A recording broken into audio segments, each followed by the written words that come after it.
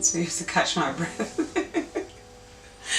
Hi everyone, welcome to Wollof Kitchen, and today we have a special chicken ball curried stew, and this is one of my favorite things to make. It's absolutely amazing, very delicious. Each bite of that chicken ball is delicious, scrumptious, and you can pair it with some nice rice, whether it be savory rice or plain basmati rice of your choice, or whether you'd even want to have it in a baguette, you know. Feel free to do what you like, but I'm here to just present to you this lovely, delicious piece of meal for you guys. So I hope you guys enjoyed the video, and I'll see you soon. And don't forget to subscribe and like and comment, and don't forget to also click that bell button, because then you'll get your notifications. See you later, bye. Okay, so let's get this started. So here I've got some minced chicken, and I've got some onions here. I've got some peppers here that I've finely chopped. I've got some madras curry powder, and I've got some Maggie cubes here, and I've got my green seasoning which I made earlier. Okay, so what we're going to do is just get this prepping done. Okay, so the first thing I'm going to add is my chopped onions. So I'm adding here just half an onion in here, so half a medium onion, that would do. And here half a medium of red peppers as well, finely chopped. And I'm going to add in just one Maggie cube in here, and if you've got another stock cube you can add that. So any preferred stock cube that you use at your house, you can use that. Okay, I'm gonna add half a teaspoon of salt here. Yeah, I do have a remaining salt in there, but once I start mixing it I will add that too. Okay, and this was the green seasoning that I made previously. If you do want to know how to make this green seasoning, it is in the link below, so you can check that out. But this green seasoning I'm going to be adding, so I'm going to be adding 1 teaspoon in here.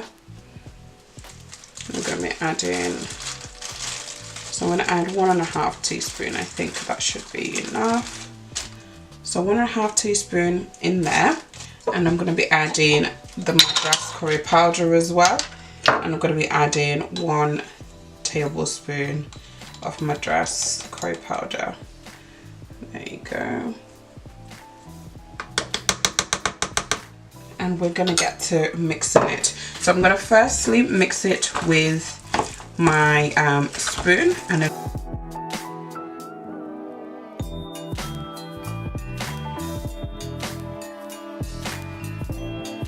okay, so the rest of the salt that was here as well, I'm going to use it to just sprinkle that in as well, just because I want to make sure that when I did turn the meat for the minced chicken, it's got a good coverage of salt, spice, onions, and all that. So I'm just going to be adding some cornflour, just to kind of hold it together just a bit more. You can use some plain flour if you like, but I'll be using cornflour today to help me do this. And I'm just gonna bind that together.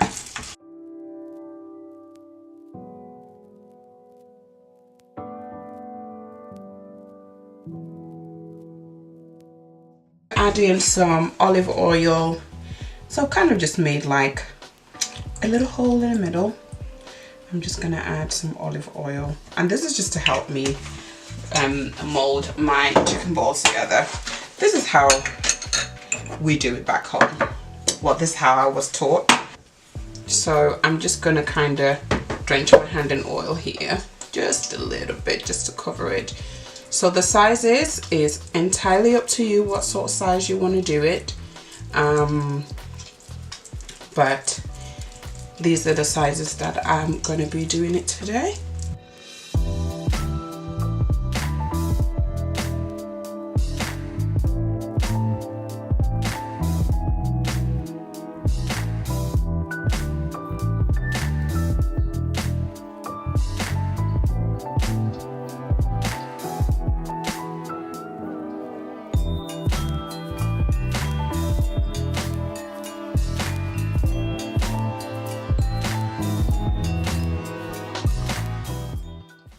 So I've fried the chicken balls.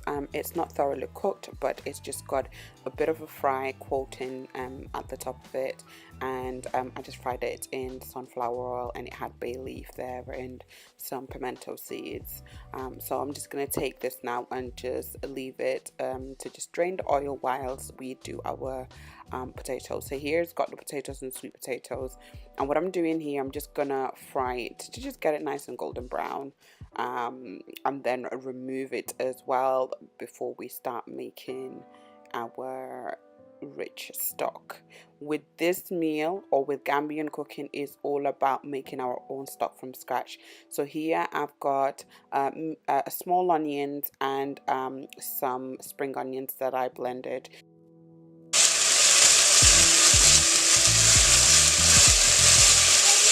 So here I'm adding my green seasoning, also known as Nokoss in the Senegambian area, yeah, so I'm going to stir that in, mix it in well. As I said, this part is crucial in terms of Gambian cooking. So here I'm adding the bay leaf and some pimento seeds. So I'm going to be adding some madras curry powder. I'm adding 1 tablespoon of madras curry powder, and I'm going to make sure it's stirred in well. I'll be adding some tomato chops as well. So this is more than half of tomato chops that I've added in there. I'm going to stir it in well. So what we're trying to do is create our own rich stock from scratch.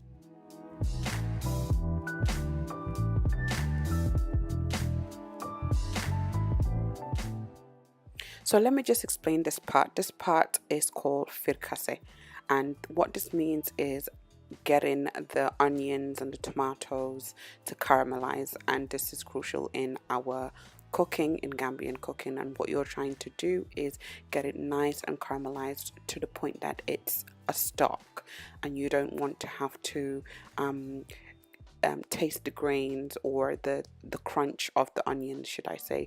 It should be a smooth texture by the time you're finished. So hence why it does take a lot of patience, and hence why our cooking does take a lot of time, but the flavor is packed, and you create these things yourself. This stock is your own stock. It's not bought, it is made with patience, with love, with care. This is how we cook as Gambians, and I love it. And my husband says, this takes a while, but it is key. It is the key. It is the key, you know? Hey, you don't even understand.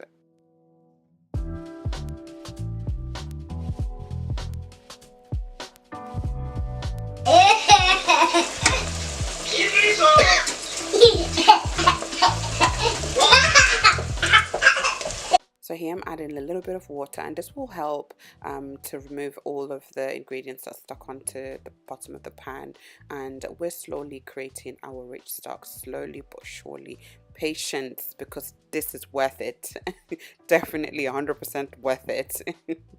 So here I'm adding the chicken balls that I previously fried. I'm going to add it in, stir it in well, and this is when it starts coming in together.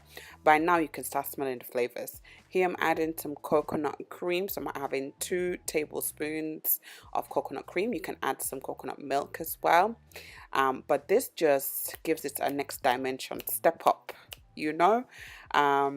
So this is my little twist, and here I'm adding some Maggie cube. It's just half a Maggie cube there, and I'm going to be adding some salt as well. And in goes my brown sugar. So that's half a teaspoon of brown sugar. I don't forget my brown sugar.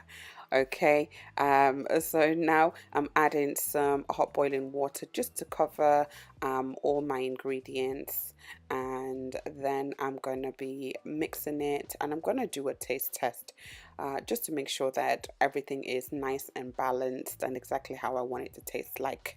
Do you understand? This is key.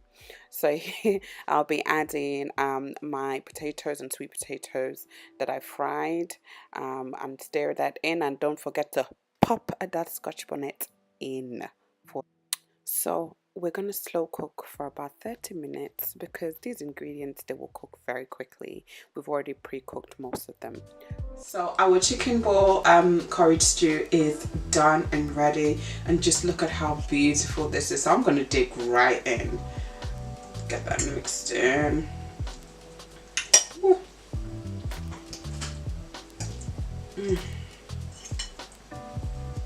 I can smell the coconut. It smells so good.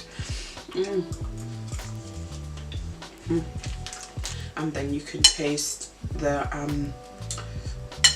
parsley, and then you get that crunch of that sweet pepper. Oh.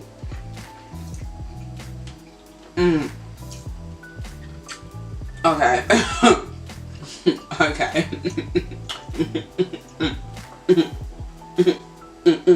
This is so good. I'm not even lying. Okay. The sweet potato. This right here.